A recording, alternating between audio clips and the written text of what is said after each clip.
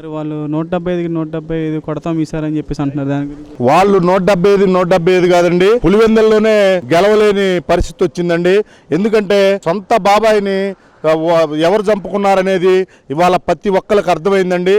ఇవాళ ఉద్యోగస్తులు కానీ, నిరుద్యోగులు కానీ, రైతులు కానీ, మహిళలు కానీ, యువత కానీ ఎవరు కూడా ఈ గవర్నమెంట్ మీద ఇదిగా లేరండి. ప్రతి ఒక్కరిని ఈ గవర్నమెంట్ మోసం చేసిందండి. ప్రతి సంవత్సరం జనవరిలో జాబ్ క్యాలెండర్ రిలీజ్ చేస్తానని నిరుద్యోగుల్ని మోసం చేసిందండి. 43% ఫిట్మెంట్ ఇస్తానని ఉద్యోగస్తులు మోసం చేసిందండి. రైతులకి ప్రతి సంవత్సరం గిట్టుబాటు ధరలు ఇస్తాను, ప్రతి సంవత్సరం ధరల స్థిరీకరణ నిధి పెట్టి దానికి ఒక 3,000 కోట్లు కేటాయిస్తానని రైతుల్ని మోసం చేశాడండి. ఇవాళ స్కూల్ విద్యార్థుల్ని సాక్షాత్తు వాళ్ళ భార్య చేత ఎంతమంది బిడ్డలుంటే అంతమందికి 15,000 వేస్తానని ఇవాళ చిన్న పిల్లల్ని కూడా మోసం చేసే ముఖ్యమంత్రి ఎవరన్నా ఉన్నారంటే జగన్మోహన్ రెడ్డి అండి.